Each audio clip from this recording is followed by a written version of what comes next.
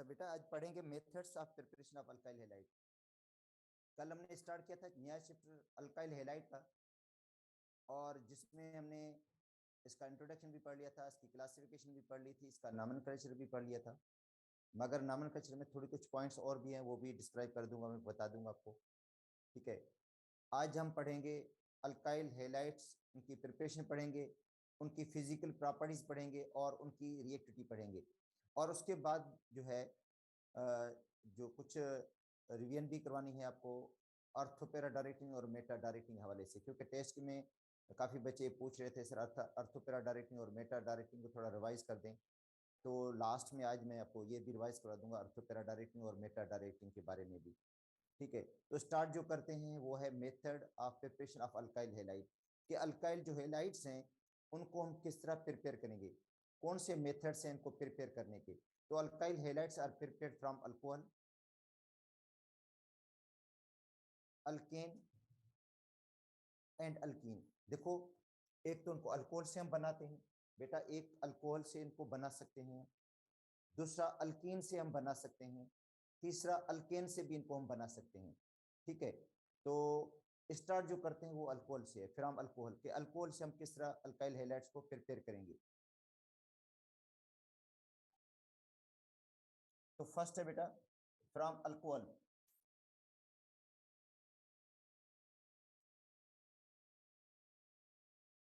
इनको अल्कोहल से प्रिपेयर किया जाता है। ठीक है, अब देखो अल्कोहल है,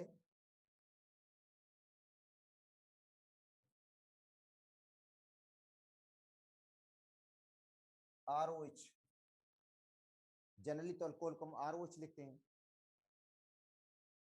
प्लस हेलोजन एसिड, ये हेलोजन एसिड है,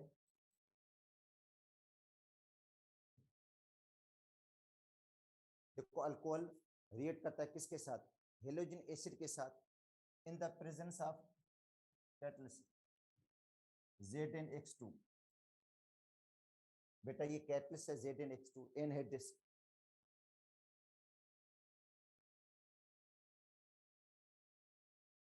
एनहेड्रिस ZnH2 कैटलिस्ट होगा। तो OH और H, ठीक है, OH और H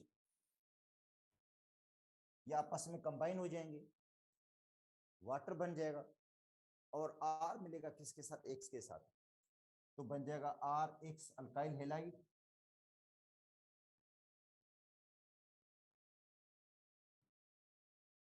और प्लस में बनेगा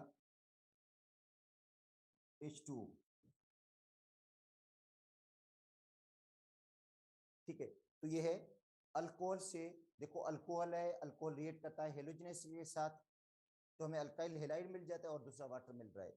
ठीक है, अच्छा अब देते हैं हम इथाइल अल्कोहल,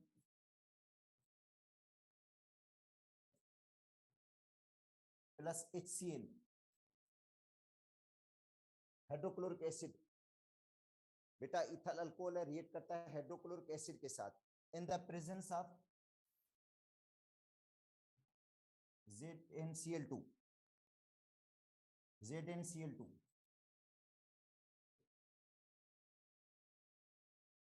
एनहाइड्रिस, अब OH और H मिलकर वाटर बनाएंगे और बन जाएगा इथाइल क्लोराइड।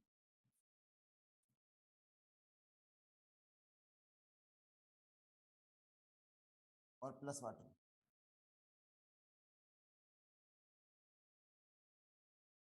ठीक है, अच्छा अब उसके बाद है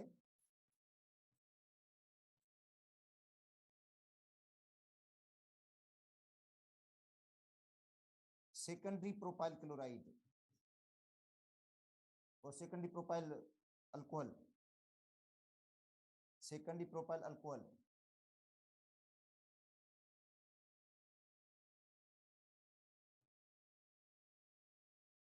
या 2-प्रोपेनोल। बेटा सेकेंडरी प्रोपाइल अल्कोहल है, प्लस HCl,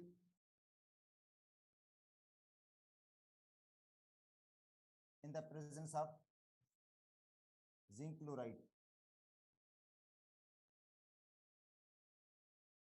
एनहाइड्रस, तो सेकेंडरी प्रोपाइल क्लोराइड मिल जाएगा।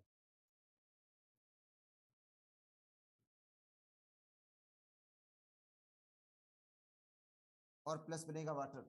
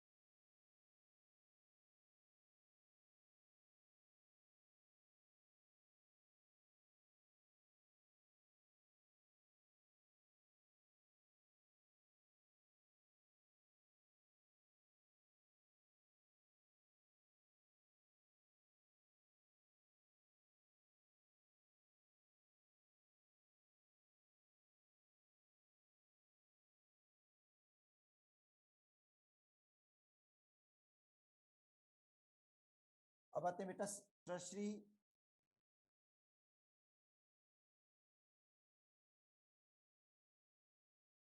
ब्यूटाइल अल्कोहल है,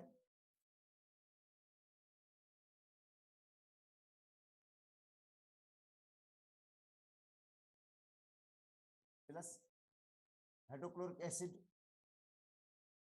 in the presence of zinc chloride,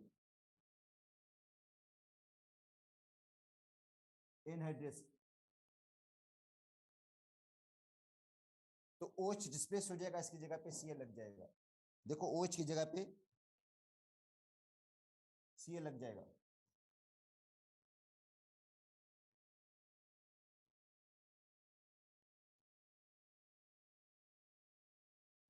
और प्लस बनेगा वाटर। अब बात है इनका ऑर्डर ऑफ रिएक्टिविटी। बेटा अल्कोहल का जो ऑर्डर ऑफ रिएक्टिविटी है, अल्कोहल का जिसमें अल्कोहल में से OH बॉन्ड रिलीज मतलब CO बॉन्ड ब्रेक हो रहा है, उसका ऑर्डर ऑफ रिएक्टिविटी होगा कि टर्शियरी अल्कोहल सबसे ज्यादा रिएक्ट होगा, ये रिएक्शन सबसे ज्यादा फास्ट होगा। और उसके बाद सेकेंडरी, उसके बाद प्राइमरी, और इसके अंदर ऑयली लेयर बनता है। तो टर्शियरी अल्कोहल के अंदर ऑयली लेयर जो अल्काइल हैलाइड का बनेगा जल्दी बन जाएगा। बेटा अल्काइल हैलाइड ऑयली लेयर बनाता है, तो अल्काइल हैलाइड का जो ऑयली लेयर बनेगा वो इसके अंदर जल्दी बनेगा। सेकेंडरी अल्कोहल के अंदर जो ऑयली लेयर बनता है वो 5 से 10 मिनट में बनता है, और प्राइमरी में तब तक नहीं बनेगा जब तक उसको हीट नहीं देंगे। ठीक है, तो इसका जो ऑर्डर ऑफ रिएक्टिविटी होगा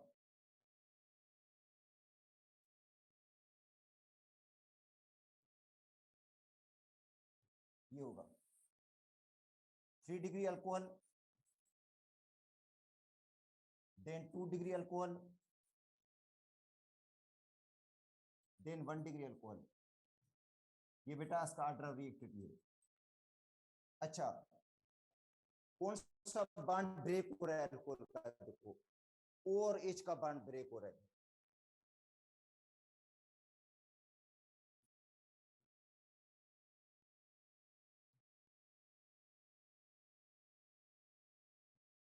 तो C और O का बॉन्ड इन अल्कोहल, बेटा C और O का बॉन्ड ब्रेक हुआ है, इसके अंदर C और O का बॉन्ड टूटेगा और तो अल्कोहल का ऑर्डर हो जाएगा। और HCl प्लस ZnCl2,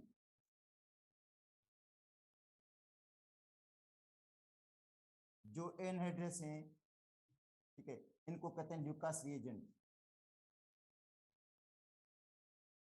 अच्छा, तो ल्यूकास जो रिएजेंट है ये प्राइमरी, सेकेंडरी या टर्शियरी अल्कोहल को अलग भी करता है, क्योंकि इसके अंदर रिएक्शन फास्ट होगा।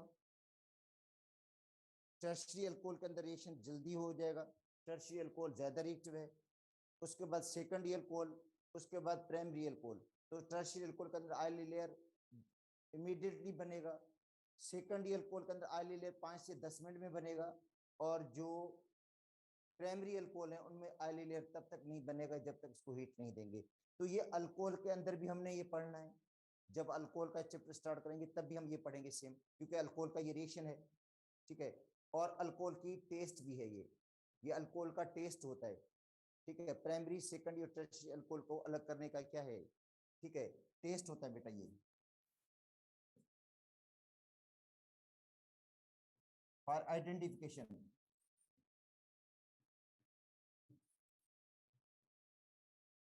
Of primary secondary and tertiary alcohol, इनको आइडेंटिफाई करता है ये टेस्ट। तो एक तो ये अल्कोहल के हिसाब से है, अल्कोहल को जब रिएक्शन करवाते हैं हेलोजन एसिड के साथ। अच्छा, दूसरा भी रिएक्शन है बेटा, सेकंड रिएक्शन भी है, ठीक है। When alcohol react with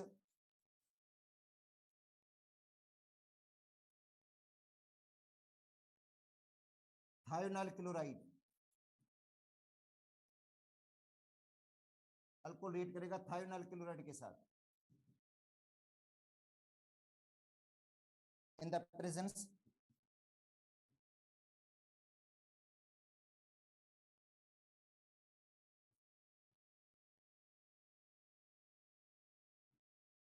पैराडीन as a solvent. Alcohol बेटा रिएक्ट करेगा थायोनाइल क्लोराइड के साथ, सॉल्वेंट के पैराडीन यूज करते हैं इसके अंदर, तो भी अल्काइल हैलाइड बनेगा। देखो इथाइल अल्कोहल है प्लस SOCl2 है,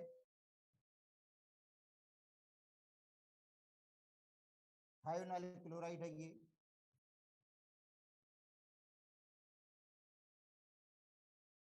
और इसका फार्मूला है पैराडीन का C5H5N,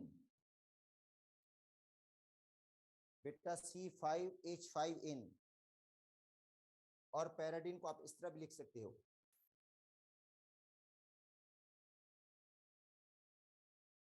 बेटा हेटेरोसाइक्लिक है ये।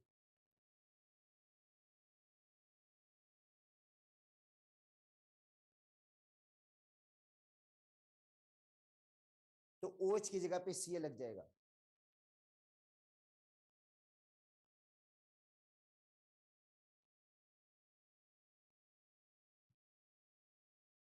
अच्छा, प्लस बनेगा HCl गैस, और दूसरा बनेगा सल्फर डाइऑक्साइड। अब ये जो मेथड है ये समझे सबसे बेस्ट मेथड है बेटा, ये मेथड सबसे बेस्ट होता है। रीजन, क्योंकि इसके अंदर जो बाय प्रोडक्ट है दोनों गैसेज हैं बेटा, जो बाय प्रोडक्ट है दोनों क्या होती हैं, गैसेज होती हैं, ठीक है। इसलिए उनको इजीली सेपरेट भी कर सकते हैं, क्योंकि वो गैसेज हैं, वो एवापोरेट हो जाएंगी। HCl भी गैस है, हाइड्रोक्लोरिक एसिड गैस होती है, सल्फर डाइऑक्साइड भी क्या गैस है, तो वो एवापोरेट हो जाएंगी, तो इजीली हमें प्रोडक्ट मिलेगा। तो बेस्ट मेथड ये होगा इसका।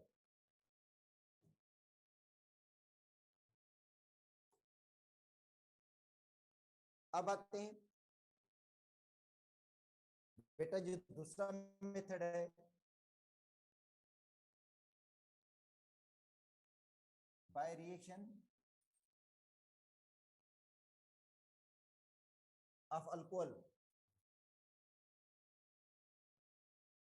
With PCl3, PCl5, PBr3,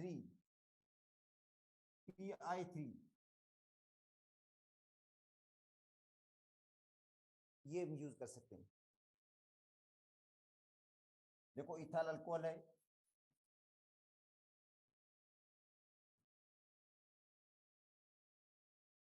ethyl alcohol react करता है फास्फोरस ट्राइक्लोराइड के साथ, PCl3 के साथ, तो OH की जगह पे Cl लग जाएगा।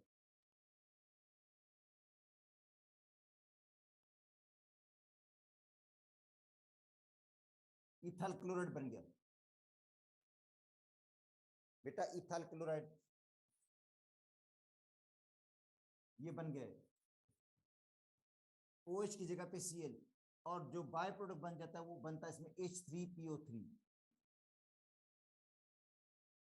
बेटा बाय जो प्रोडक्ट बनता है वो बनता है H3PO3, phosphorus acid, phosphorus acid बनता है, फास्फोरिक नहीं फास्फोरस एसिड है, H3PO3 बन जाता है।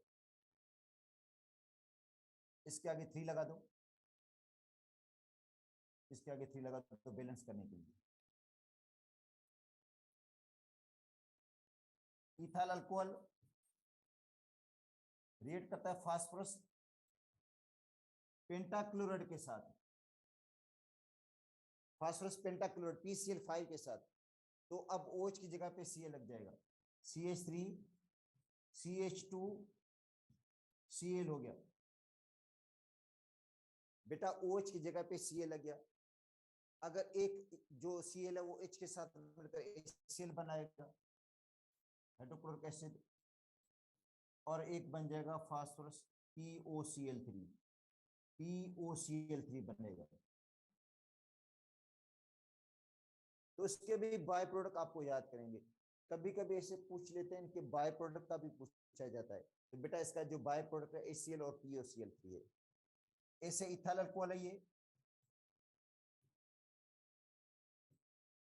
रिएक्ट करता है PBr3 के साथ, तो बन जाता है CH3 CH2 Br, ethyl bromide, ethyl bromide बन गया। और दूसरा बनेगा H3PO3, ऊपर वाला जो सेम प्रोडक्ट H3PO3, यहां पे 3 लगा दो, इधर 3 लग जाएगा। तो बेटा ये था अल्कोहल से प्रिपेयर करना। इनको अल्कोहल से प्रिपेयर करने के लिए हम जो रिएजेंट इस्तेमाल करते हैं, हेलोजन एसिड यूज करते हैं, और दूसरा जो हम इस्तेमाल करते हैं थायोनाइल क्लोराइड यूज करते हैं। बाकी इसके बाद जो है वो PCl3 PCl5 PBr3 PI3 भी हम यूज कर सकते हैं इसको बनाने के लिए। अब देखो इसके अंदर एक चीज और बतानी थी मुझे,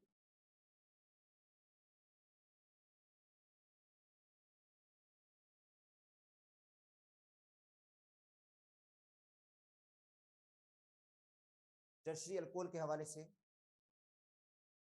कि टर्शियरी अल्कोहल और टर्शियरी अल्कोहल के अंदर जो मैकेनिज्म होता है बेटा, न्यूक्लियोफिलिक सब्स्टिट्यूशन रिएक्शन वाला मैकेनिज्म होता है। जो मैकेनिज्म है उसका न्यूक्लियोफिलिक सब्स्टिट्यूशन रिएक्शन है, क्योंकि OH भी न्यूक्लियोफाइल है और Cl भी न्यूक्लियोफाइल है। तो एक न्यूक्लियोफाइल निकल रहा है, दूसरा न्यूक्लियोफाइल लग रहा है, तो ये न्यूक्लियोफिलिक सब्स्टिट्यूशन रिएक्शंस होगा। अगर आपको कोई पूछे तो ये इसको एसिन रिएक्शंस बोलते हैं। ये बेटा रिएक्शन कौन सा होगा, ये होगा एसिन 1 रिएक्शन होगा।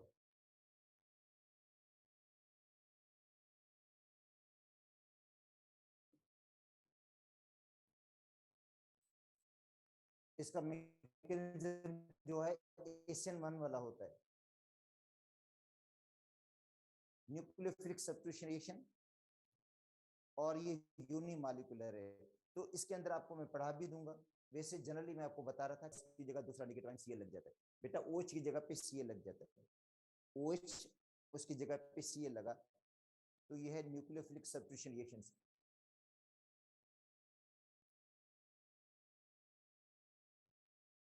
न्यूक्लियोफिलिक सब्स्टिट्यूशन रिएक्शंस,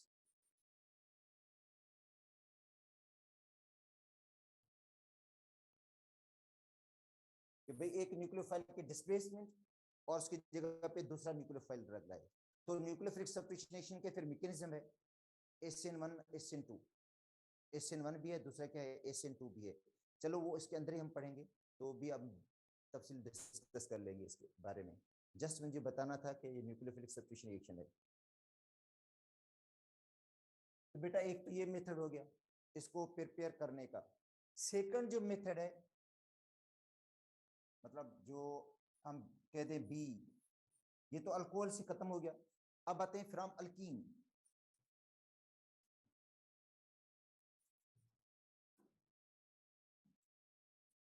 अल्कीन से बना सकते हैं इनको हम।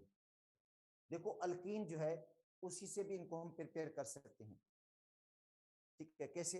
अल्कीन में, ये अल्कीन है, इसके अंदर आप ऐड कर दो HCl, हाइड्रोक्लोरिक एसिड, तो एक कार्बन के साथ हाइड्रोजन लग जाएगा, दूसरे के साथ Cl लग जाएगा। बेटा एक कार्बन के साथ हाइड्रोजन, दूसरे के साथ Cl, और ये इलेक्ट्रोफिलिक एडिशन रिएक्शन होता है। ये जो रिएक्शन कहलाता है वो कहलाता है इलेक्ट्रोफिलिक एडिशन।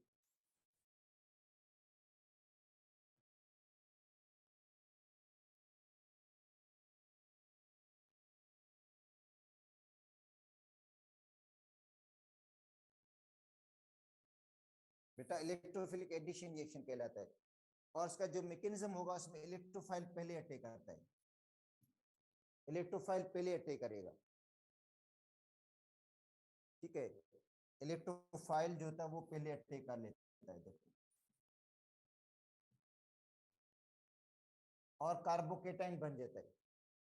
इलेक्ट्रोफाइल ने पहले अटैक कर दिया, क्या बन गया? कार्बोकेटाइन। अब उस कार्बोकेटाइन पे Cl अटैक करेगा। ठीक है, मैं इसकी चार्ज तो मिटा देता हूं। अब यहाँ पे Cl अटैक करेगा,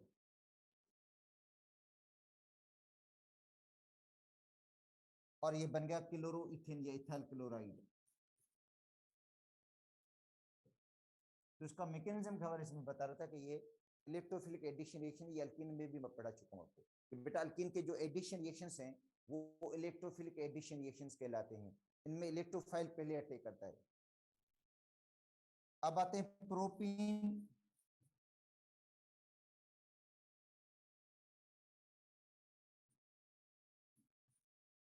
इसमें HBr ऐड कर रहे हैं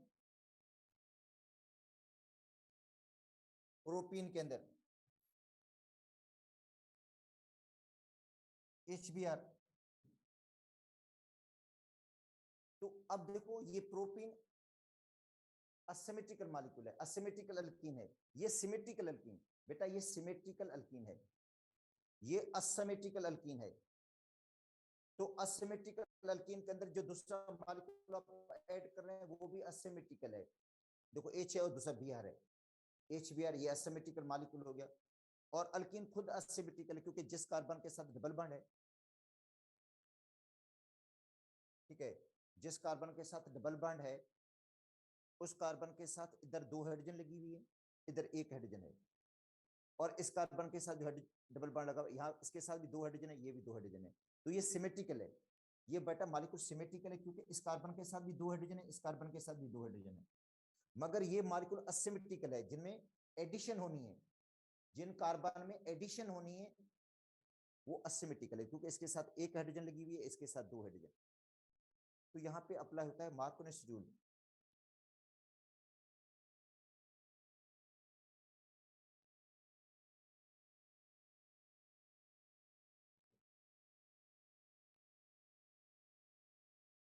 ये क्या कहता है?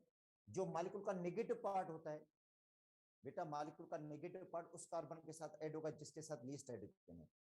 जो मॉलिक्यूल का नेगेटिव पार्ट है वो उस कार्बन के साथ लगेगा जिसके साथ लीस्ट हाइड्रोजन है।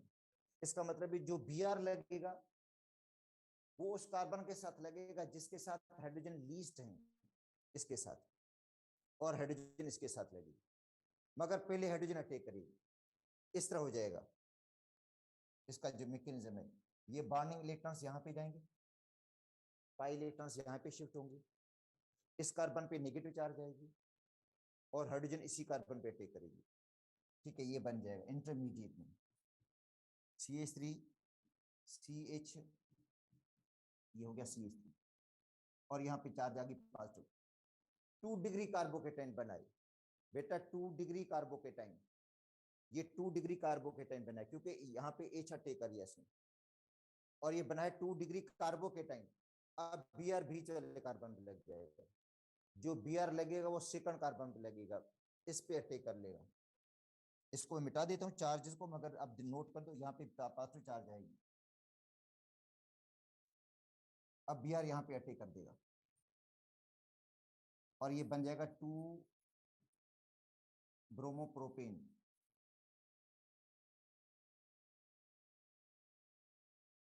2 ब्रोमोप्रोपेन बन जाएगा, 2 ब्रोमोप्रोपेन।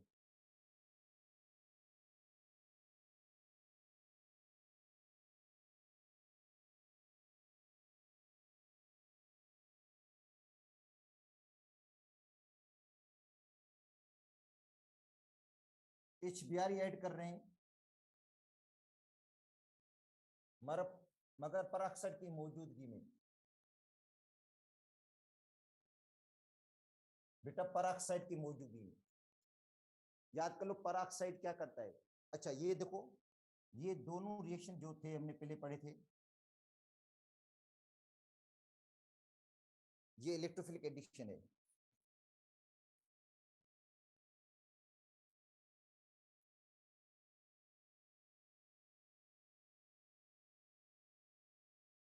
ये इलेक्ट्रोफिलिक एडिशन है, मगर परऑक्साइड की मौजूदगी में जो HBr है वो फ्री रेडिकल बनाएगा। बेटा परऑक्साइड की मौजूदगी में HBr बनाएगा फ्री रेडिकल, और जो एडिशन होगी इसको कहेंगे फ्री रेडिकल एडिशन। HBr जो है परऑक्साइड की मौजूदगी में क्या बनाता है, फ्री रेडिकल बनाता है, और जो एडिशन होगी इसको कहेंगे free radical addition. Free radical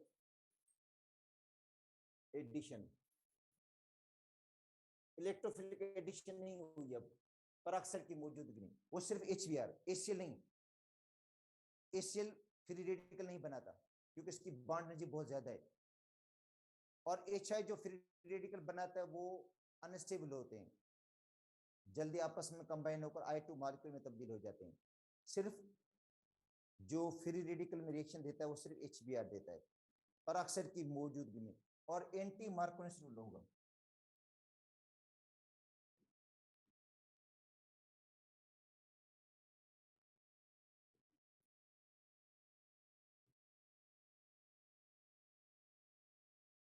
जो बेटा आपने अभी पढ़ा था मार्कोनिस रूल, उसके एंटी लगेगा।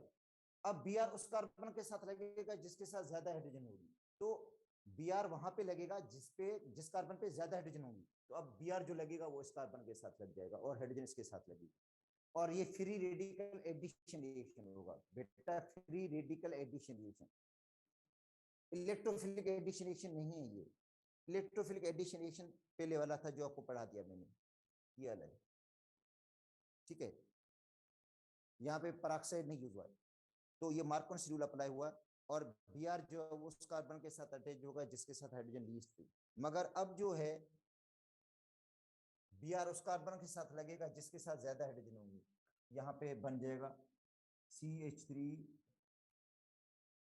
CH2 CH2Br हो जाएगा। Br उस कार्बन के साथ लगेगा जिसके साथ ज्यादा हाइड्रोजन है। बेटा एडिशन इन कार्बन में होगी, एडिशन जो होगी इन कार्बन के अंदर होगी, तो Br इस कार्बन के साथ लगेगा, हाइड्रोजन इस कार्बन के साथ लगेगा, और ये फ्री रेडिकल एडिशन होगी।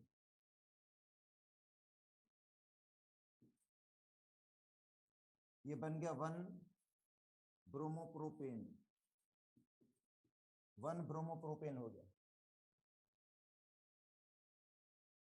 1 ब्रोमोप्रोपेन। अच्छा अब देखो एक चीज और भी आपको मैं बता देता हूं, CH3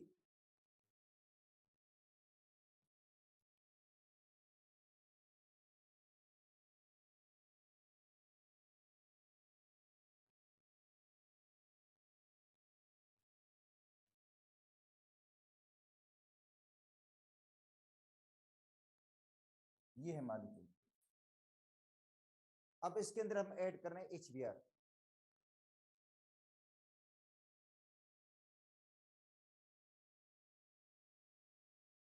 पेरोक्साइड नहीं है,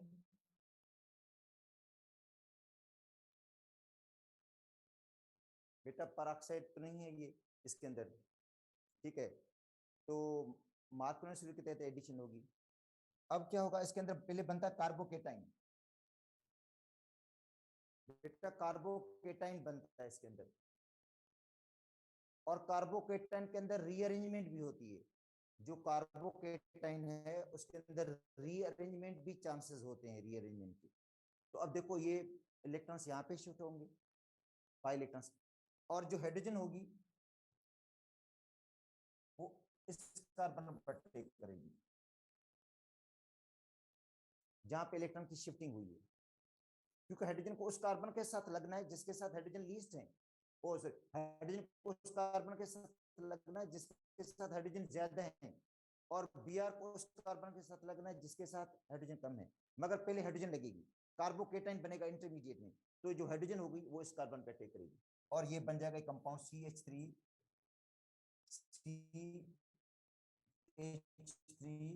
ऊपर H, नीचे H लगा हुआ है इधर, ठीक है, CH हो गया, बॉन्ड टूट गया इसका, CH3 हो गया ये, और इसके ऊपर पॉजिटिव चार्ज आएगी। बेटा देखो पॉजिटिव चार्ज इस कार्बन पे आएगी क्योंकि हाइड्रोजन यहाँ पे अटैक होगी, तो ये कार्बोकेटाइन बना 2 डिग्री कार्बोकेटाइन।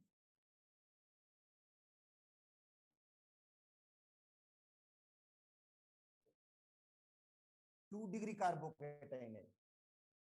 अच्छा 2 डिग्री कार्बोकेटाइन में रीअरेंजमेंट पॉसिबल होती है अगर से 3 डिग्री बन जाए, इससे अगर 3 डिग्री बनने के चांसेस हों 2 डिग्री से, ठीक है, इससे 3 डिग्री बन सकता है।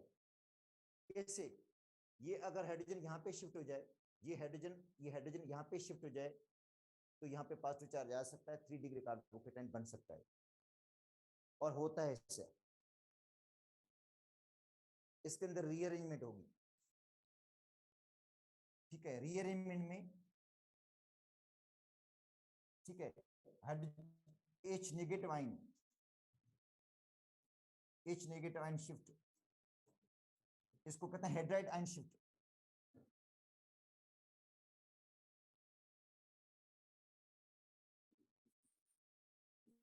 यहां से H नेगेटिव आयन निकलेगा बेटा, यहां से H नेगेटिव आयन निकलेगा, H नेगेटिव आयन निकलकर यहां पे लगेगा, तो उसके ऊपर पॉजिटिव चार्ज खत्म हो जाएगी और पॉजिटिव चार्ज यहां पे आ जाएगी, ठीक है। तो 1,2 H नेगेटिव आयन शिफ्ट होगा, ठीक है, यहां से H नेगेटिव आयन शिफ्ट हो जाएगा, यहाँ पे आ जाएगा। तो अब देखो ये बन जाएगा CH3, C ऊपर CH3, और ये हाइड्रोजन आयन यहाँ पे आ गया, ठीक है, तो ये क्या बन जाएगा, CH2 बन जाएगा, CH3, और पॉजिटिव चार्ज यहाँ पे आ गया, और ये बन गया 3 डिग्री कार्बोकेटाइन।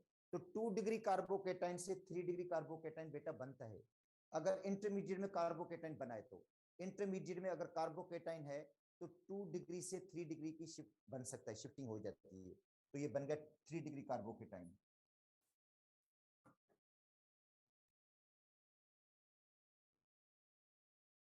अच्छा अब इस 3 डिग्री कार्बोकेटाइन पर Br अटैक करेगा, इस 3 डिग्री कार्बोकेटाइन पे अटैक कौन करेगा, Br। सेकंड स्टेप में, ये स्टेप 1 हो गया, अब सेकंड स्टेप में ये जो 3 डिग्री कार्बोकेटाइन है जो रीअरेंजमेंट के बाद बना है, इस पर अटैक कौन करेगा, Br अटैक करेगा, और Br कहां पे लगेगा, इस कार्बन पे।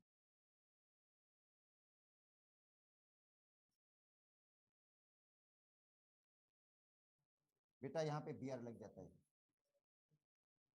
CH2, और जो कंपाउंड बनेगा फाइनली वो बनेगा 2 ब्रोमो 2 मिथाइल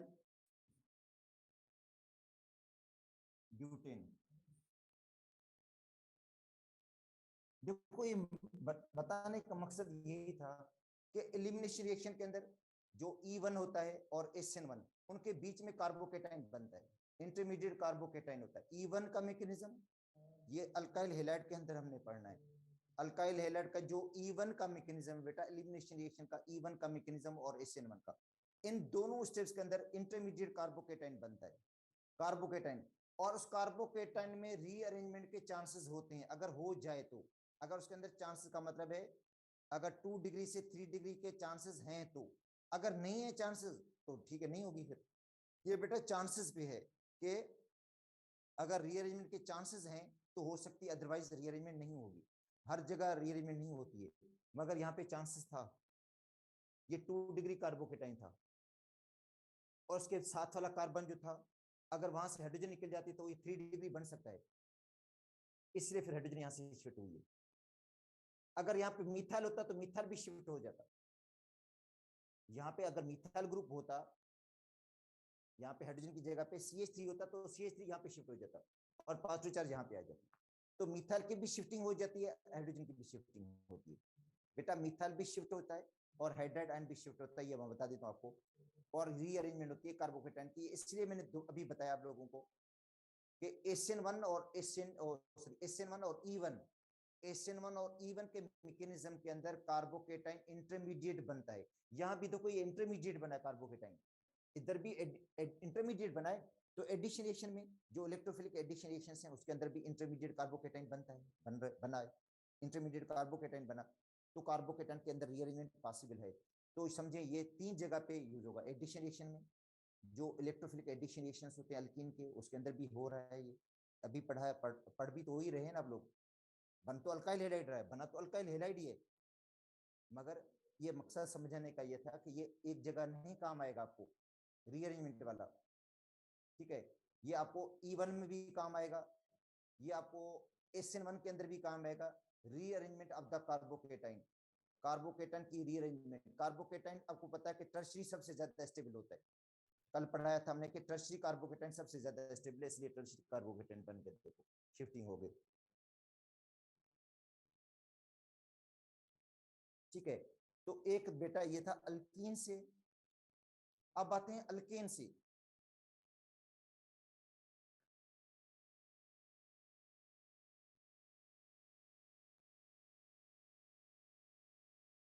अल्केन से भी हम अल्काइल हैलाइड बना लेते हैं, ठीक है। जैसे मीथेन है plus chlorine in the diffuse sunlight,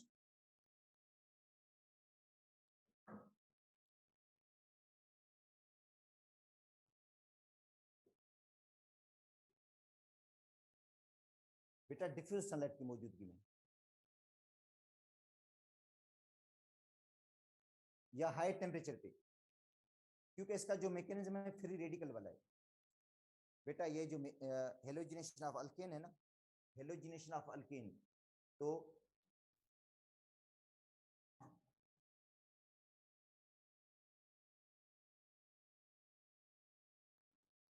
halogenation of alkane is free radical.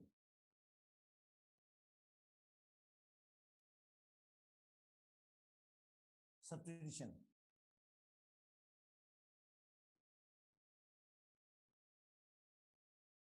बेटा फ्री रेडिकल सब्स्टिट्यूशन रिएक्शन है, फ्री रेडिकल्स बनते हैं। और फ्री रेडिकल के लिए या तो सनलाइट चाहिए या अल्ट्रावायलेट लाइट चाहिए या हाई टेम्परेचर चाहिए, फ्री रेडिकल तभी बनेंगे, ठीक है। अब क्या होगा, हाइड्रोजन की जगह पे क्लोरीन लग जाएगा, CH3Cl बन जाएगा प्लस ACl,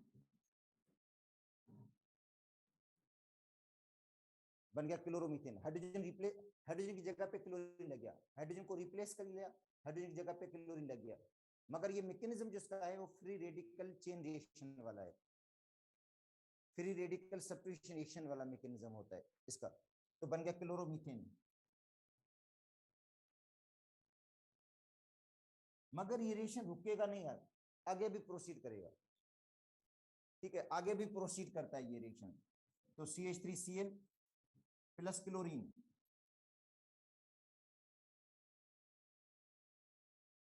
तो ये बन गया डाइक्लोरोमीथेन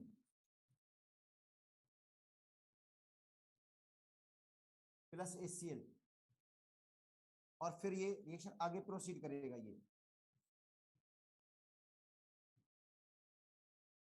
ट्राइक्लोरोमीथेन, बेटा सब्स्टिट्यूशन फर्दर होती जाएगी, हाइड्रोजन 1 बाय 1 रिप्लेस होती जाएगी और हेलोजन लगता जाएगा प्लस HCl,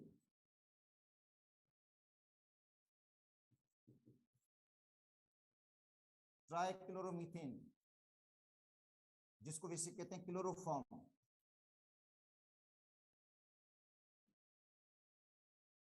ये लिक्विड में मिलेगा आपको, वो दोनों गैसेज हैं, ये दोनों गैसेज हैं, ये लिक्विड में। इसका मतलब है हेलोजन की सब्स्टिट्यूशन बढ़ने से उसकी स्टेट पे भी फर्क पड़ रहा है, ये लिक्विड फॉर्म मिलेगा आपको। वो दोनों गैसेज हैं, CH3 CHCl3 प्लस क्लोरीन, ये बन जाएगा CCl4 प्लस HCl,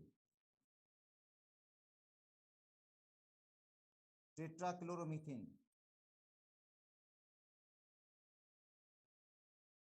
टेट्राक्लोरोमीथेन, ठीक है। और या कार्बन टेट्राक्लोराइड भी पढ़ते हैं इसको, CCl4 को कार्बन टेट्राक्लोराइड, ये भी लिक्विड में होता है। मगर जो हम अल्काइल हेलाइड बना रहे थे वो तो नहीं मिला हमें, इसमें तो मिक्सचर मिल गया हमें, मोनो हेलो अल्केन भी है, डाई भी है, ट्राई भी है, और ये फर्दर प्रोसीड कर गया, मोनो हेलो अल्केन तो आगे कन्वर्ट हो गया, बना तो था मगर वो आगे क्या हो गया, कन्वर्ट हो गया। इसका मतलब है इसमें आपको मिक्सचर मिलेगा, mono di tri, pure alkyl halide नहीं मिलेगा। इस तरीके से आपको प्योर अल्काइल हेलाइड नहीं मिलेगा बेटा, pure alkyl halide is not form.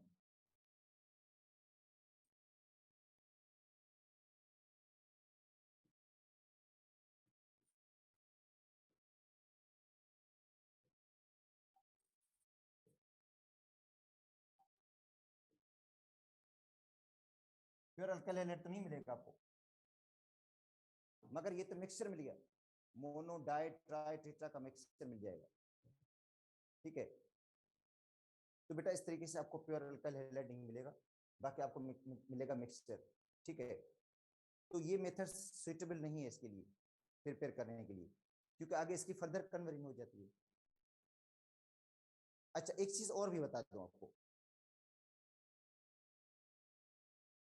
Alkyl iodide इस तरीके से बनेगा भी नहीं, तो अल्काइल जो आयोडाइड है ये तो फिर भी बन तो जाते हैं, अल्काइल आयोडाइड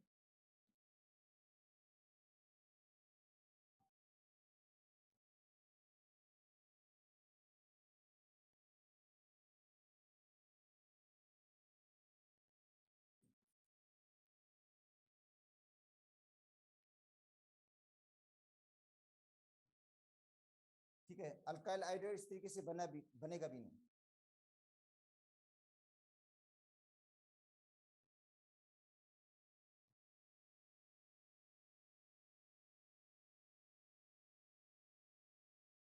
इस तरीके से बनेगा नहीं, क्यों? अब देखो मीथेन प्लस आयोडीन,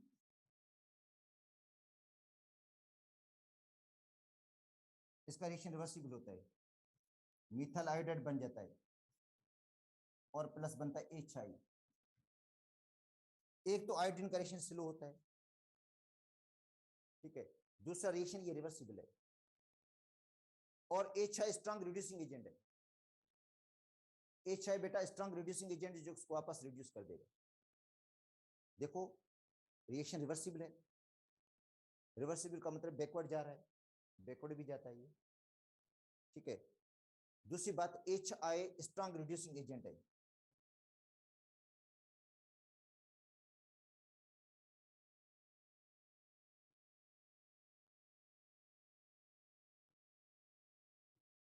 HI क्या बेटा स्ट्रांग रिड्यूसिंग एजेंट है, जो वापस उसको कन्वर्ट कर देगा, वापस अल्केन में कन्वर्ट कर देगा।